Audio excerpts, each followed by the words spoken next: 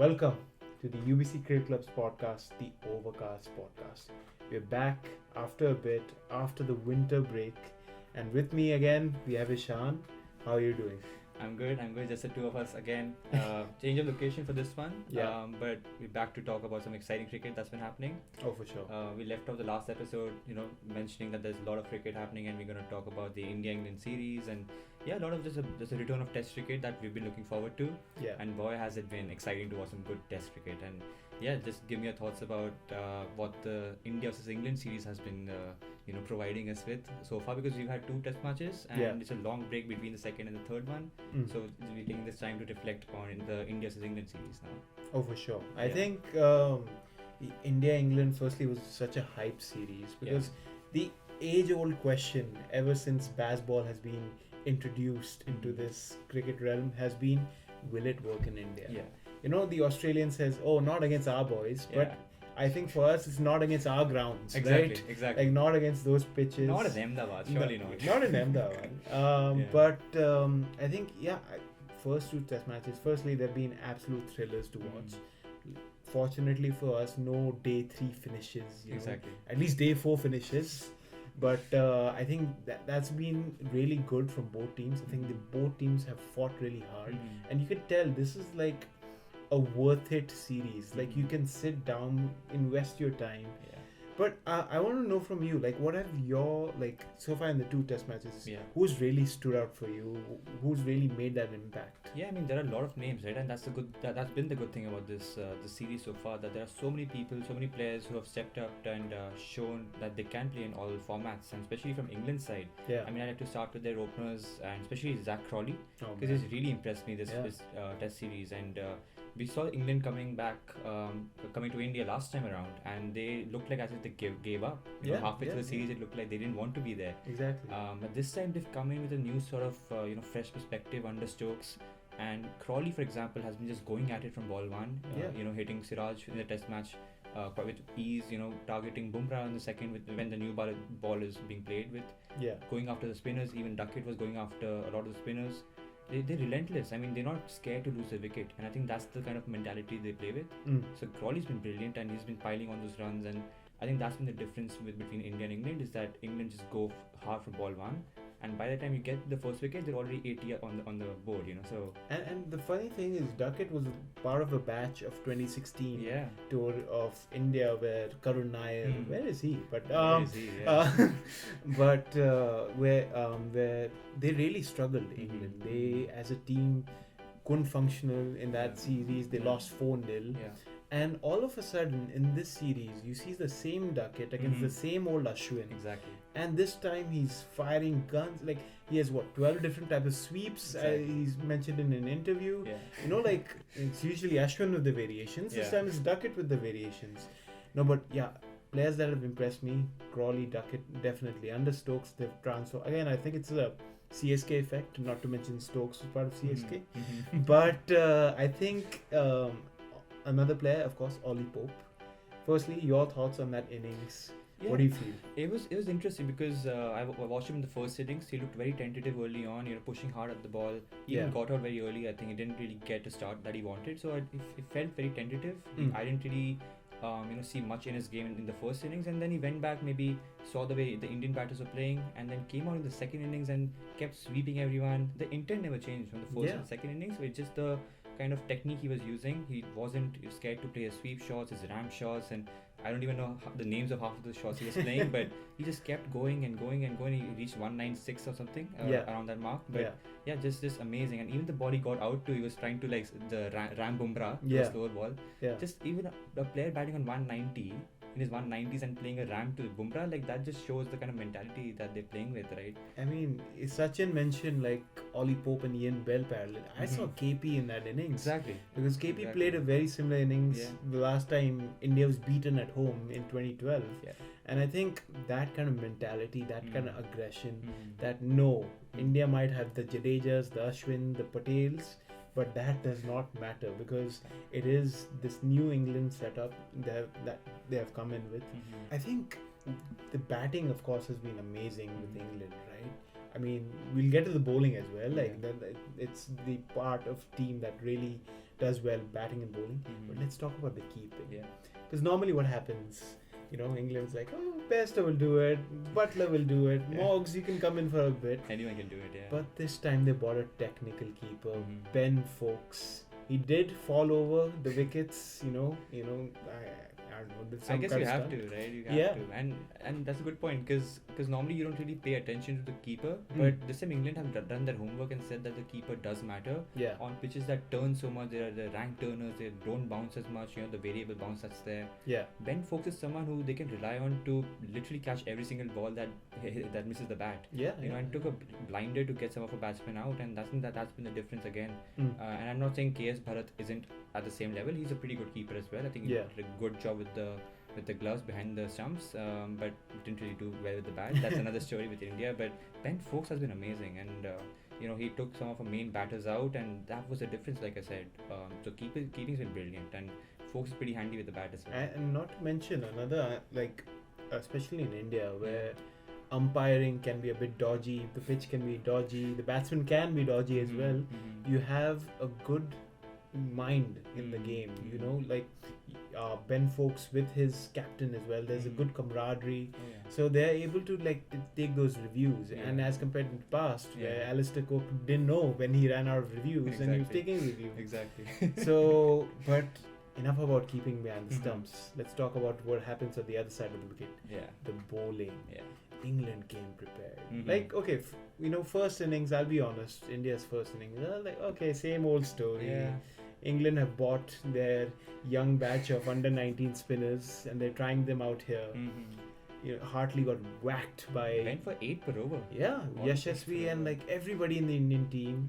And we'll get to the Indian team batting. But then, second innings, I haven't seen such a comeback, even RCB aren't that good at comebacks. Tom Hartley, let's talk about him. What are your thoughts? Firstly, let's talk about the bowler, him, and then we'll talk about the batsman, him, a bit as well. I mean, like you said, first innings, didn't really rate him as much.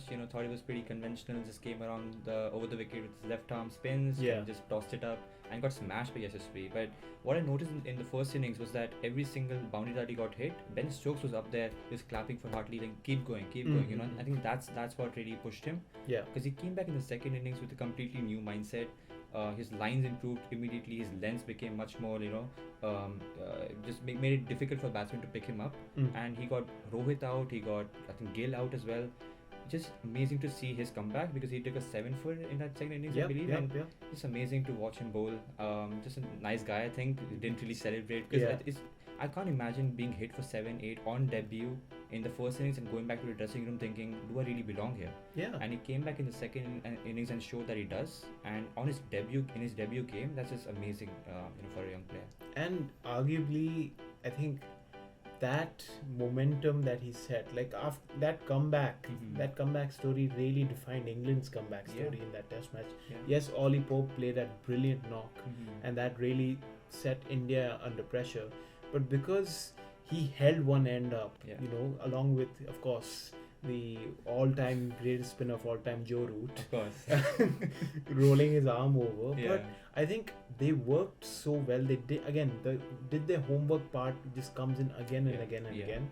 And I think rolling over India in a first Test match on a ranked turner is not a feat all teams can brag about. Absolutely. And well done to Tom Hartley. And even with the bat, he seems so competent, aggressive left-hander.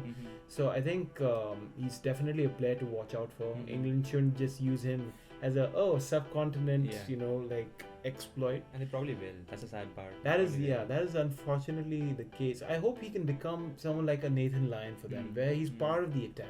Because I think with the bat and with the ball and with baseball in general, it's all about going at it. And I don't think so there's a better player in that England setup, especially a youngster who goes at it.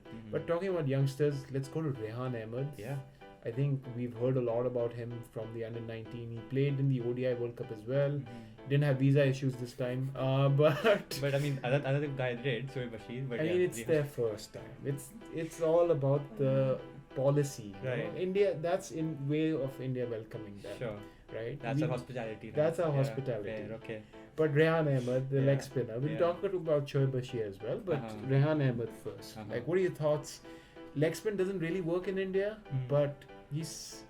Yeah, like, what are your thoughts firstly? It was interesting how Stokes used him. I mean, firstly, picking Rehan, picking Hartley, picking Shoaib just shows me his mentality as a captain. He trusts his young players. He trusts his. I mean, Rehan, he made his debut last time, but Hartley and Shoaib made their debut this series. And all three are like young bowlers. They have no experience, right? Yeah. And to trust them, and it's just amazing to watch him, the captain, back these young bowlers and really gives them confidence, right? To just show their game at such a big level. And Rehan did that. Rehan just didn't seem like he was an inexperienced player. Even with the bat, he was out there as a night watchman. Came in at 3 in the second test match and showed that he can bat. But with the ball, Rehan I think adds some variation to their bowling attack, and that's how Stokes used him. I think in the second test match he didn't even play him till lunch. He played him after tea almost. And the way they used Rehan Ahmed was very interesting, but just add some variation with the wrist spin, with the leg spin. Just a lot to offer as a bowler for Rehan Ahmed. And even Shoaib Bashir looked impressive. But more impressive to me was the stat that Anderson made his debut before Shoaib Bashir was born. Exactly. And let's talk about the great man himself. Mr. One of the highest wicket takers of all time, 42-year-old, running in India's heat and getting wickets of good batsmen, Rohit Sharma. He's still troubling them. And so, what do you think contributes to such longevity? And because it's an era of T20 cricket where pace and like style, why do you think a conventional bowler like him still works? It's just class, right? He's just a class apart. Jimmy Anderson can get you wickets on any kind of track. Even if it's a flat road in Pakistan, he'll get you wickets there as well. And he showed that time and time again. He's taken a wicket in every single year, like calendar year he's played in. That's another record that's out there. It's just amazing. I expected at least Broad to play after Anderson retires, but that's just kind of player Anderson is, that he's kind of surpassing everyone's careers, and he's gonna go on for many years, I think, because he said that he's feeling fit, he's feeling fresh. And in Indian conditions where it's like blazing hot out there, playing throughout the day, he's not even going out and sending out a substitute fielder either. Like, he's fielding, he's diving from mid-on to fine leg. I've seen him like diving and putting his body behind the ball as well. So just amazing. That's the class of Anderson. That's why he's so successful, and he's been successful since so many decades almost. Like that's at this point we can say that. Exactly. And it's a rarity in cricket to say that. But Jimmy Anderson, being a fast bowler, still bowling at high 120s, low 130s, it's amazing. It's not every day that you get to see that. Definitely. And Burnley Lara still has his reverse sweeps and sweeps, so I think the batting is getting better as well. But just amazing to see Jimmy Anderson back at it. Would have loved him and Kohli. We'll talk about Kohli as well. But now let's go to the Indian team. Right. Let's talk about the big batting icon that's forming here. It's like we were missing our Saurav Ganguly all along, and here we are. I think Yashasvi Jaiswal just has a game for every format and a game within every format, because he's just he just shows so much temperament, so much class, so much aggression in his game. What are your thoughts on Jaiswal and how he has fit into the Indian setup? Yeah, it would be interesting to know what the conversation was before the series with Jaiswal, with Rohit, and I felt like almost they were trying to go hard from ball one, just like they expected England to go hard from ball one as well. So maybe this was kind of a reaction to that Bazball effect from England. So maybe India came into the test series thinking, we're going to attack as well. If they're going to attack, why can't we? And they are more than capable. Like you said, Yashasvi has a game for all formats. He knows how to attack. He knows how to go after the spinners. It was interesting to see in the second test match. I think the first ball he faced in the day was he was trying to reach out to Joe Root, trying to play him over covers. He got an edge. He almost got caught out at covers, but he still went for it, and he didn't look like he regretted that shot. Exactly. It's like if the ball is in my slot, I'm going to go for it. And that's the kind of mentality Yashasvi has shown. And it's been brilliant. He scored a brilliant double century. He's one of the youngest players to do it. I'm not sure of the exact stat, but just scoring a double century when the other batsmen are struggling. I think the second highest score was 34 or something. Exactly. It was unbelievable. He plays spinners well. He plays Anderson very well. because I was the only pacer they played in the second test match. He played Wood as well in the first one. So yeah, just an amazing player. The aggression you talked about, the intent that I got to see from him. He's a player for the ages. He's going to play for India for a long time. Oh, definitely. Some people say he's too young to be playing here. You should get some time in domestic cricket and then play international once he's old enough. But I think that age is just a number. The class he shows, the maturity he shows. He's as good as any 30-year-old in that team. Exactly. Yeah. And you're absolutely right on that. Not everybody has to go to the Sarfaraz Khan route, right? Exactly. Just but he's in the test team. Relax. He's in the test team. He was standing at short leg. Yeah. And I got smacked. Like one ball just hit him on the shin. He's like, I'm fine. I'm happy to be here. I'm fine. Don't kick me out. Rohit shook his hand. Like, are you okay? Like, oh, I'm good. But now talking about talent, let's talk about Gill. Yeah. Because that's not being there. Yeah. Although he did get a century, but Shubman Gill just looks out of it. Like, I feel the century he got was almost like a response that, you know what, I'm still here. I'm still here. Yeah. But with Shubman Gill's game, it's quite interesting. He looks the most flamboyant, the most relaxed player on the field, and the most dominating one until he reaches 26.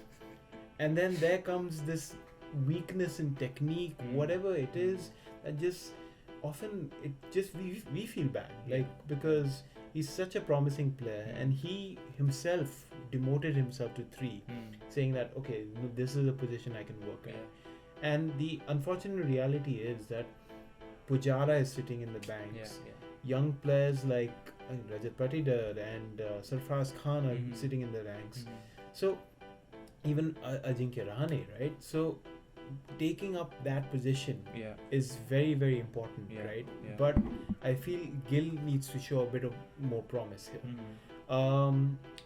With Shubman Gill as well, what do you think is going wrong right now? With Gill, I feel like you're right. I think the lack of maturity might be an issue here. Maybe he's just waiting for Ahmedabad to come in and say, okay, this is my ground, I'm going to score 100 here as well. Yeah. But I was just happy for him to score the big 100 that he did. His reaction was pretty interesting. He didn't do his normal, the bowing down celebration as well. He looked like he's trying to prove a point. And I don't blame him for that because, people have been doubting him for a long time now. Yeah. He's a good player. No one's denying that. I think he's an excellent player. He has excellent technique, like you talked about. He looks dominant when he's at the crease. Maybe it's just that he's not able to sustain that frame of mind for a long period of time through his innings. I felt like I was watching Anderson setting him up, and it's very obvious that he's trying to get him to nick to the second or third slip. Yeah.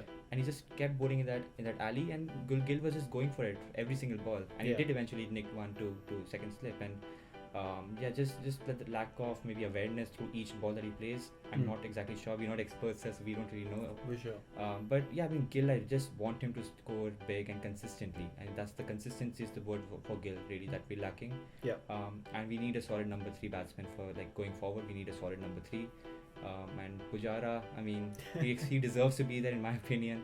He's been trying to post reels on his Instagram, trying to convince the selectors that he's still playing and practicing. Yeah. But I guess with the baseball sort of culture, Gill is a player to look forward to now. Another player at number 3 is Ashwin. Rajasthan tried opening with him, so might as well. Exactly. But going to Ashwin again, with every home series, there's Ashwin and his magic. It's obvious. He's one away from a very historic landmark opportunity, and Bumrah was one away. Jasprit Bumrah, who bowled amazingly well. Again, not a surprise. These two have been top of their game, and they both were one away from a historic feat.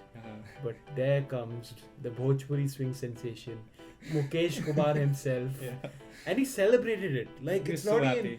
Oh, I'm sorry. My bad. I took your wicket. No, I'm going to take and it wasn't as if it's Ollie Pope, Joru. No. It's a tail ender. But I'm happy for Mukesh Kumar. Yeah, poor Mukesh. He went for so many runs in the before that wicket. He went for 4 or 5 per over. So he was so relieved to get at least one wicket in his column. So I get his reaction as well. But Ashwin. We talked about Anderson and the class he has and why he's been able to sustain his success. Yeah. Same goes with Ashwin. For sure. Right. He plays in every single format. He should play in every single format. India don't. Sometimes I don't get that. But Ashwin shows his class with his variations and trying to set batsmen up. Set his field according to his plans. Yeah. What do you think about Ashwin and what makes him so special apart from this experience that he's gained? I think with experience, he's also very versatile. Right. He Right. tries out so many different things. You know, when there was a phase where India was obsessed with leg spinners, and we'd play every kind of leg spinner, including Varun Chakravarti, which is just strange, right? He reinvented himself. Okay, I'll bowl leg spin. And I think that's the best part about his game. He changes his action around. He's constantly a thinker about the game. And as the great Shardul Thakur himself said, if you don't know what you're doing, the batsman won't. And I think that's the opposite with Ashwin. Right. He knows what he's doing. Exactly what he's doing. Yeah. But because it's so unpredictable, it's so different, he has so many variations, but the consistency is there. I think it makes him a force to reckon with. And he ranks amongst the greatest spinner of all time for sure. Amongst like Nathan Lyon, Muralidharan, Shane Warne, right? But again, with Ashwin also there's the batting angle. And do you think that has decreased a bit with the recent series, and even in South Africa for that matter? I think you can say that, because like his average has gone down, and if you look at him bat right now and compare him with like when he was back scoring hundreds against Australia, there is a difference there. I'm not sure what it is. Maybe it's his fitness, because I was looking at him, watching him in the field as well, trying to chase the ball and couldn't. I mean, there were a lot of boundaries given away because Ashwin couldn't chase the ball from mid on. So maybe the fitness issue is there, but again, you don't need fitness to spin spin the entire team around, and he did. He spun England yet again, and they didn't have answers for his spin, and something that makes Ashwin special is his class, and that same class is present with Bumrah as well. Because a pace bowler dominating on rank turners, I mean, that's something special. And the ball he got Ollie Pope on, like the Yorker that he bowled, it's amazing. It's poetry. And like my reaction to that is what Stokes' reaction was when he got dismissed. Exactly. Yeah, what was that? What am I supposed to do? What was that? For my first reaction was, are you blaming the pitch here? Because I hope you're not. Because the pitch is there for both the teams, right? I never get the argument of, the pitch is horrible, we can't bat here, the batters should have an advantage. I don't get that argument, but the Stokes reaction was just funny. Like, it was just like, what am I supposed to do here, like you said? And I feel like if England lose another test, a certain Michael Vaughan will look into the camera and say, the pitch. You're going to use the pitch card. Because I feel like it's an excuse at this point. It is. And what we have gotten to see is that if you don't complain about the pitch and actually play cricket, you'll get good results. Exactly. And its series is at 1-1, which gets me to my next question. Do you think Bazball is working? Is it like putting pressure on the Indian team? Because I feel pressure. I'm like, I don't know what's going to happen. I feel so much pressure. I mean, compared to the last England-India series in India, I mean, England can win from any situation in these two games. They were at par with India for most of the game, right? If not ahead of India. But I think Bazball is working. I think the openers that we talked about, they put the pressure on straight away. They go for Bumrah, they go after Siraj. Even if Rohit brings on Ashwin and Jadeja early, they go after them as well. So I think Bazball has worked, and one of the reasons why is they're not afraid to play those unconventional shots. They're not afraid to play those sweeps and reverse sweeps and ramps, and they're not afraid to just go at a strike rate of 6, 7, 8. And some people might look at that and say, is this sustainable? How long can you go there? Keep doing this for? And England have shown that it doesn't matter as long as you score runs, as long as you get 350, 400 on the board. How does it matter if you're doing it in 50 overs versus 100 overs? How does that matter? And I think what they do well is they understand their team very well. They understand that India obviously outclasses them with experience in terms of their bowling line, especially the spinners. So they buy time by batting so quickly at such an aggressive pace. And I think India has had to change their approach into counteracting that. And I think this whole concept of people calling it unorthodox. What's your take on it? Personally, I feel this is the new normal. This is the way cricket is going to be. But do you think there's still room for that conventional, I'm going to wait it out, grit it out cricket? Or do you think the game is completely past that? No, I think there's space for that. I think it depends completely on the situation, right? Like, you go back to the India-Australia test series where Ashwin and Vihari had to stay in there. Fair. You look at Shardul's gritty innings that we talked about in our previous episode as well, in one of our previous episodes, that game still needs to be there. Like, if the game has to be drawn, it has to be drawn, right? You need to stand there, save your wicket, protect your wicket. But again, on the other end, like, if you've got to score runs, you've got to try something new, right? And England has seen that. Like, they were struggling to win test matches consistently, and Stokes came in and said, we're going to try something new. Why not? And it's worked for them. And so I think, calling it unorthodox right now might not be fully fair. And I think KP and Harsha Bhogle had a big debate on air that went viral. It was like, I think Harsha said that the reverse sweep should be illegal because it just gives a batsman an unfair advantage. I think that's a bit of a stretch. I think it shouldn't be illegal because that's how you counter Ashwin, you counter Jadeja, right? Exactly. That's how you counter spin. And England have done that. They've done that brilliantly. On the other hand, I do get the argument of giving the batsman an unfair advantage. Why can't the bowler come and just bowl with the left arm and just switch arms without telling the umpire? I think I like that rule as well. Yeah. The bowler can just switch his arm between. I know you would like it. I would love it. Ambidextrous. Because every time I have to tell the umpire, I'm like, okay, I'm now bowling right and left and right and left. I would love to just go around, just keep switching, and the batsman never know which arm the ball is coming from. Exactly. So if the batter can do that, why can't the bowler do it? That's my only view on it. But otherwise, I'm fully in with playing ramps and playing reverse sweeps and playing sweeps, because that's what test cricket is. It's gonna grow. If it has to stay relevant, it has to grow. So that's my opinion on it. But one reason why India were struggling initially with the bat, they're not getting that stability in the middle order and at the top order, is because a big player, my favorite player, my idol, is missing. Yes, they are. No, okay. Nice. Yeah, Yash is missing, but so is Kohli. Okay, yes. But so is Kohli, and what do you think his absence has meant for India? Do you think India is better without him, or has India realized that Virat Kohli should be in the squad? Oh, without a doubt. I think if the South Africa series didn't make it clear, I don't know what series will, because that series just screamed towards India that if Kohli is gone, Team India is gone. And as unfortunate as it is, Kohli will be missing for the next 3 test matches due to personal reasons that ABD may or may not have disclosed. We don't know. But I just feel like with Virat Kohli's absence, I think these youngsters, Rajat Patidar, they'll have to step up. Shubman Gill will have to step up. Yashasvi has already stepped up, but he'll have to step up even more. Because I think you need batting that it supports Kohli, not just isolates him. Right. So, what is your take on it? I mean, Kohli being unavailable, firstly, completely fair, right? Like he has his personal reasons. People going online and saying, "Oh, he's putting his family before his nation."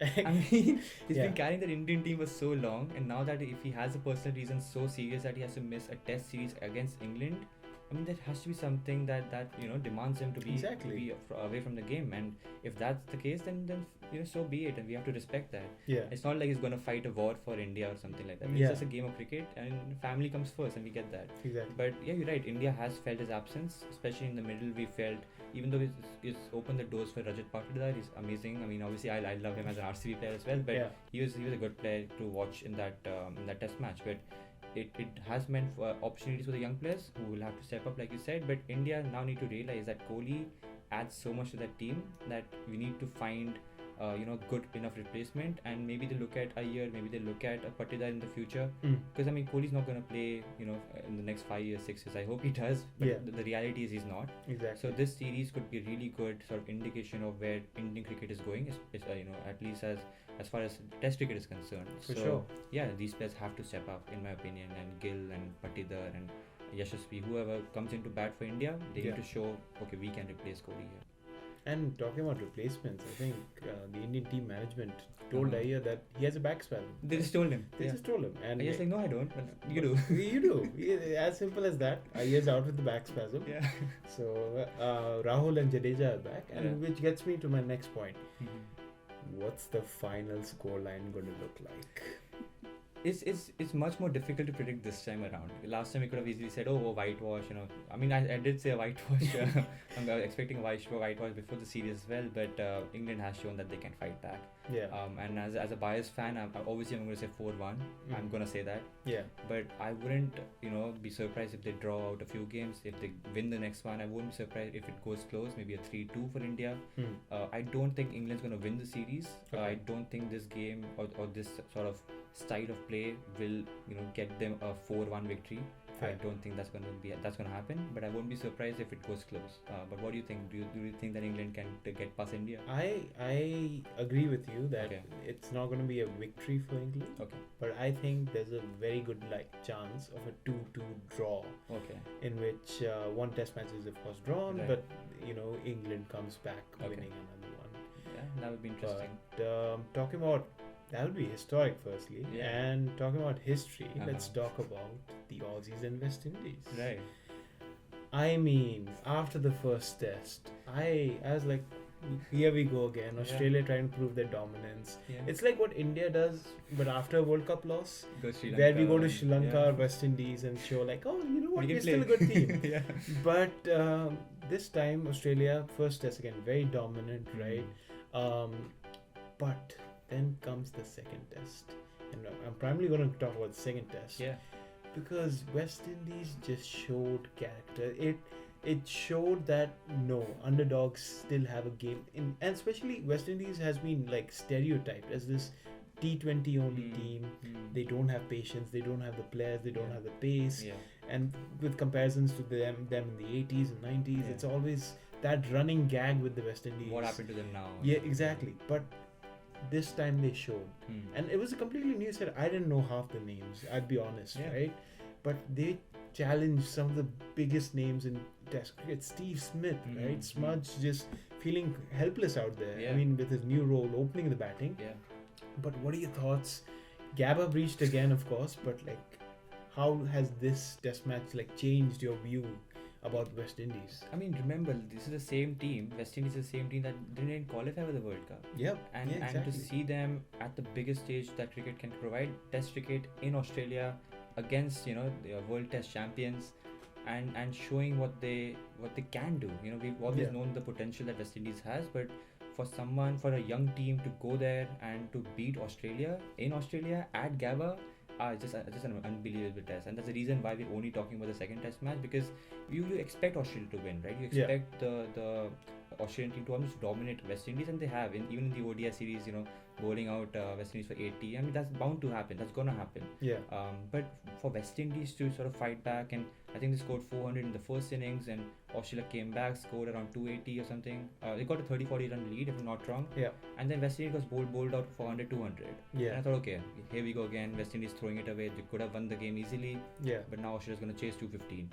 And chasing 215 odd, Australia struggled, and except for one player, Smudge, who you talked about, Steve Smith promoting himself to the opening position, and he did struggle initially, in the first few games, but showing his class, showing why he can be an opener. Very courageous. Exactly. Such an experienced player normally doesn't leave his post like that. Right, exactly. And he went on, scored a 50, kept batting.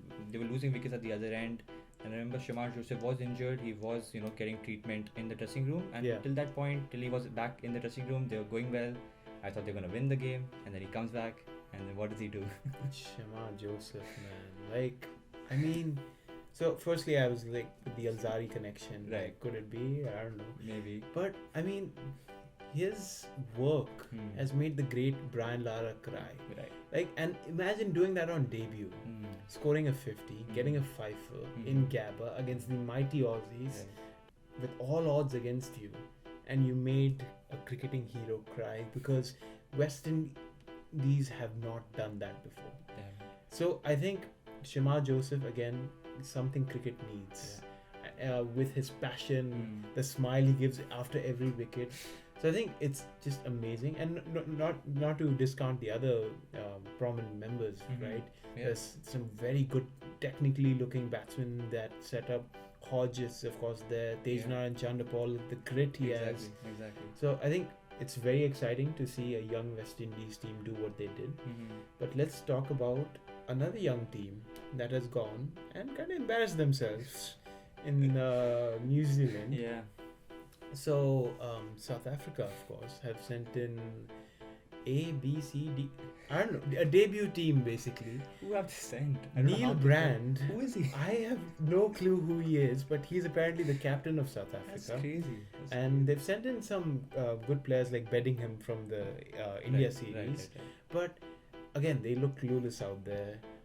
It just felt like a match of mismatches almost, with Rachin getting a double 100, Kane getting 100 in back-to-back innings, bowling not working for South Africa, and batting of obviously not working. So obviously this is happening not because South Africa decided, oh, you know what, we are trying a new approach, but this is in fact because of the SAT20. So with this kind of test cricket, especially South Africa play only 2 test matches almost every year, do you think this T20 leagues is damaging the game actively now? I mean, we kind of can make the argument now that, okay, now South Africa doesn't have anyone. Aiden Markram, winning with the SRH. It's not SRH, but like their jersey is much better though. That's one thing I wanted to just put in. But we talked about SRH. That's all you get. That's it. The one SRH fan that was commenting. This is your moment. But yeah, they were winning that league there. Keshav Maharaj is playing for the LSG team. Yeah. I don't even know the real name. This is the LSG team. But yeah, I mean the main players are playing there. So you could say that the franchise sort of cricket or the culture is ruining test cricket. I don't really like to see this, but I just feel there's a way to balance things out. I don't think every single senior player needs to play those franchise leagues. India has done it well in the past. They still need to do a better job at it, but you can still balance things out. You don't have to send in your EF team to play New Zealand. And yeah, I just think that it wasn't the best things for South Africa. And they could have maybe called Maharaj or called Aiden Markram back to play for your nation. And that's where the whole debate and the grey area comes in, like, franchise cricket or nation, and should we judge players based on that? I'm not sure. Like I've said in the past that maybe we should stop judging players for choosing franchise cricket over the nation. Yeah. But again, you look at Shaman Joseph, we're going back to him. He's now playing for LSG to replace Mark Wood in the IPL. Yeah. Should we now start blaming him for choosing LSG, choosing franchise cricket? I don't think so. Because it does provide a lot to the game. But again, there's a grey area there. If it's affecting your nation's international cricket, then maybe there's an argument for it. But yeah, I mean, what do you think about that? Do you agree with me, or do you think players like Shaman Joseph, they deserve to be in franchise cricket? I just feel like because franchise cricket, there's the audience there, right? So I think a lot of the emphasis goes there. But again, a team like South Africa, they should have definitely thought it through. Either call back some of their greats, maybe get ABD playing at New Zealand, or but what they did felt a bit off to me. At least maybe reschedule or something. I mean, they choke in tournaments, they choke everywhere else. But that reminds me, I'm choking up a bit again.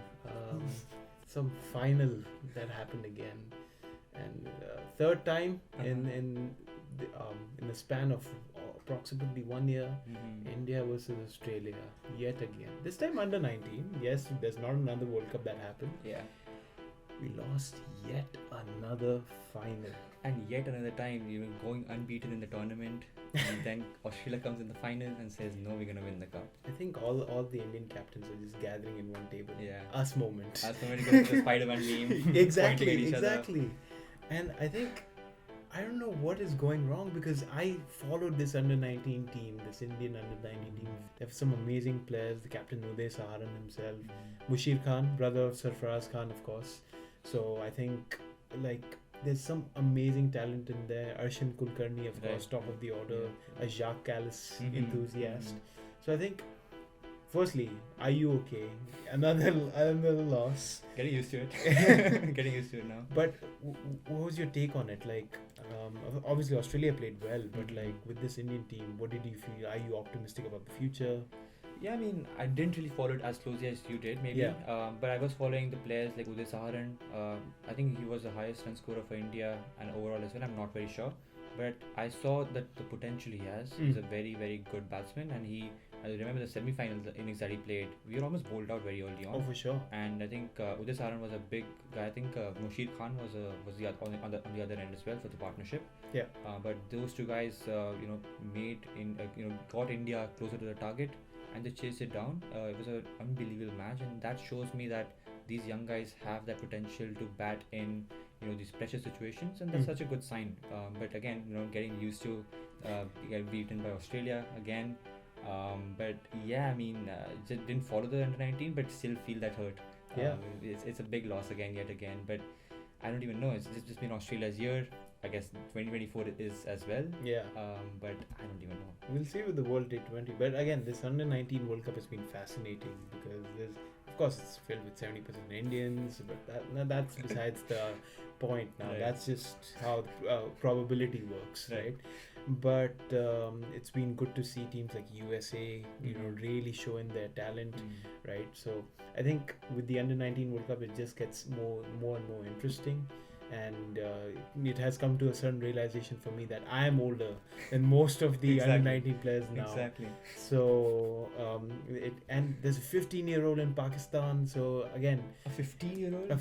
So it's just absolute amazing stuff happening in the under 19 World Cup.